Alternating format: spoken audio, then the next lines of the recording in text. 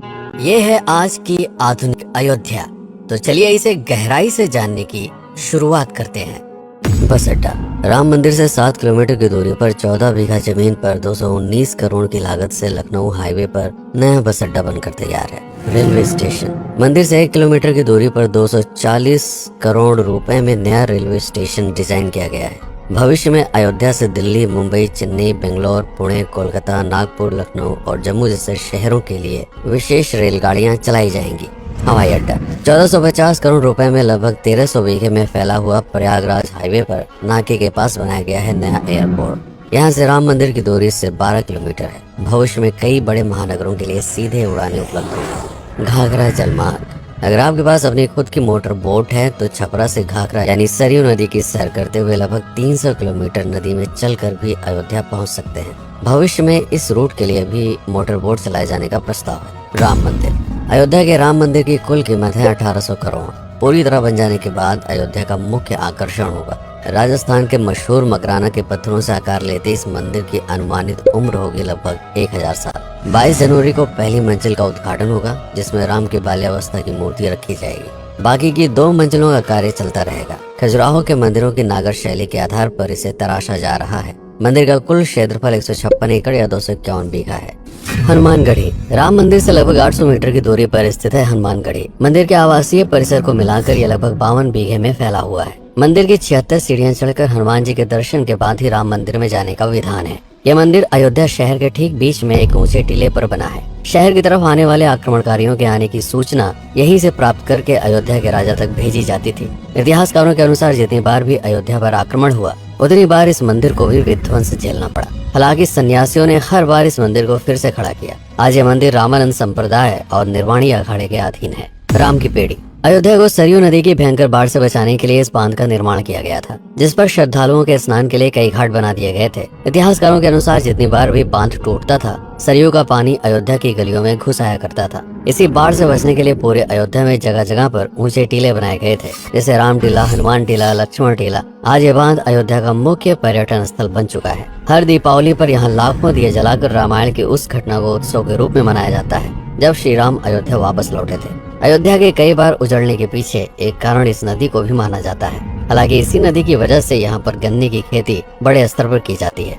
लता मंगेशकर चौराहा। नया घाट और बस स्टैंड के पास ही अयोध्या का मुख्य चौराहा 6.7 करोड़ रुपए में बनकर तैयार हुआ है। पद्मश्री से सम्मानित राम सुथार जी ने 2 माह के कठिन परिश्रम के बाद इस 40 फीट लंबी वीणा को आकार दिया। 14 टन की इस वीणा को लता जी के स्मृति चिन्ह के रूप में यहाँ पर लगाया गया है। इसीलिए इसका नाम नया घाट चौराहे से बदलकर लता मंगेशकर चौराहा कर दिया गया है। धर्मपथ। नया घाट से कुछ पहले सड़क के दोनों तरफ 30 फीट ऊंचे 40 सूर्य स्तंभ लगाए गए हैं, जिसे धर्मपथ का नाम दिया गया है, जो श्री राम के राजकुल सूर्यवंश का प्रतीक है।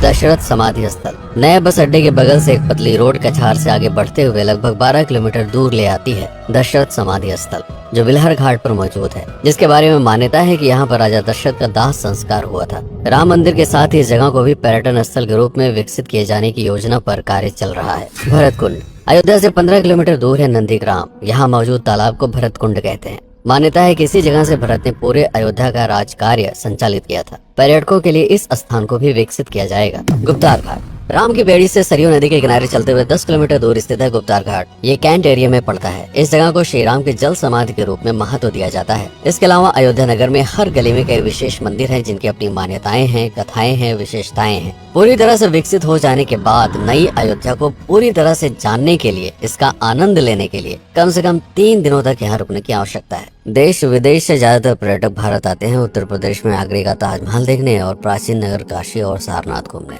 प्रश्न ये है कि अयोध्या घूमने और श्री राम का मंदिर देखने के लिए भला विदेशी क्यों आएंगे? और इसका कारण है भारत में लिखी गई राम कथा की सबसे पहली और प्राचीन पुस्तक रामायण। भारत में रामायण के अलावा कंबोडिया में रीमकेर, थाईलैंड में रामकियन जो कि वहाँ की राष्ट्रीय पुस्तक है, इंडोनेशिया में ककनिक, नेपाल में भानुभक्त रामायण जैसी पुस्तकों में वाल्मीकि की रामकथा से प्रेरणा लेकर इसे अपने अपने देश की संस्कृत के हिसाब से फिर से लिखा गया है। पात्रों के नाम, कुछ नई घटनाओं के अलावा मूल रामकथा सभी में एक जैसी है। इसके अलावा भारत में ही रामकथा को लेकर संस्कृत में 7 संस्करण, हिंदी में 3 संस्करण, गुजराती में 47, उड़िया में 14, तेलुगु में 5, कन्नड़ में 4 और अन्य भाषाओं में लगभग 17 संस्करण मौजूद है। इसके अलावा लिखे गए नाटक, कविताएं आदि को भी अगर मिला दिया जाए तो इस दुनिया में 300 से अधिक तरह से राम कथाएं बार बार लिखी गई हैं।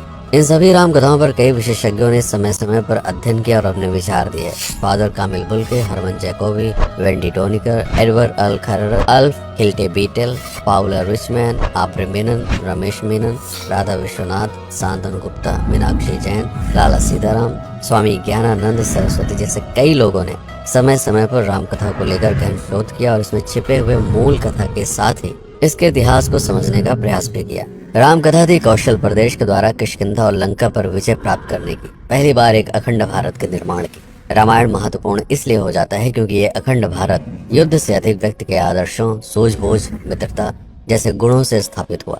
रामायण एक ऐसा डॉक्यूमेंट है जो ये समझाता है कि भारत पहली बार एक कैसे हुआ। इसलिए ये गाथा न तो कभी भुलाई जा सकती है और न ही कभी मिटाई जा सकती है। और आज की अयोध्या उसे अखंड भारत का एक प्रतीक है, अपनी संपन्नता के कारण जिसने समय समय पर बाहरी आक्रमणकारियों का भी सामना किया। अयोध्या की इसी संपन्नता ने यहाँ पर मुगलों को भी आकर्षित किया। महात्मा बुद्ध भी यहाँ पर रुके, सिखों के गुरु साहब भी आए और जैन धर्म के तीर्थंकर भी। सिर्फ आए ही नहीं बल्कि उनके अनुयायी यहीं पर बसते चले गए। अयोध्या कितनी बार बसी, कितनी बार उजड़ी, इसके बारे में बहुत अधिक प्रमाण उपलब्ध नहीं है। सूर्यवंश के पतन के साथ ही अयोध्या का भी पतन होता रहा। बीच में कई सौ सालों तक अयोध्या मानो विलुप्त सी हो गई। इसका कारण क्या था, इसका कोई प्रमाण नहीं है। अयोध्या को फिर से खोजकर उसे स्थापित करने में बार बार राजा विक्रमादित्य का नाम आता है, लेकिन विक्रमादित्य एक उपाधि है जिसे कई राजाओं को दिया गया था। तो ये कहना मुश्किल है कि किस कालखंड के कौन से राजा ने यह कार्य किया। कुछ विशेषज्ञों का मत है कि यह काम उज्जैन के राजा विक्रमादित्य ने किया होगा। नंद वंश, मौर्य वंश, शुंग वंश, गुप्त वंश आदि के साम्राज्य में भी अयोध्या का वर्णन प्राप्त होता है। सबसे बड़ा विध्वंस हुआ 1527 के आसपास बाबर के कार्यकाल में, जब राम मंदिर को ध्वस्त कर बाबरी मस्जिद स्थापित की गई। सन 1722 में बंगाल के नवाब अली वर्दी खान ने व्यापार के नजरिए से राम मंदिर से कुछ किलोमीटर की दूरी पर एक नया शहर बसाने की शुरुआत की। 1730 में अवध के पहले नवाब सादत अली खान ने इसका नामकरण किया फैजाबाद। इन्हीं के उत्तराधिकारी सुजाउद्दौला ने इसे अवध की राजधानी बनाई। 1775 में अवध के चौथे नवाब असफुद्दौला ने फैजाबाद की जगह लखनऊ को अवध की राजधानी घोषित की। रावण अहंकार का प्रतीक और श्री राम विनम्रता के सूत्र।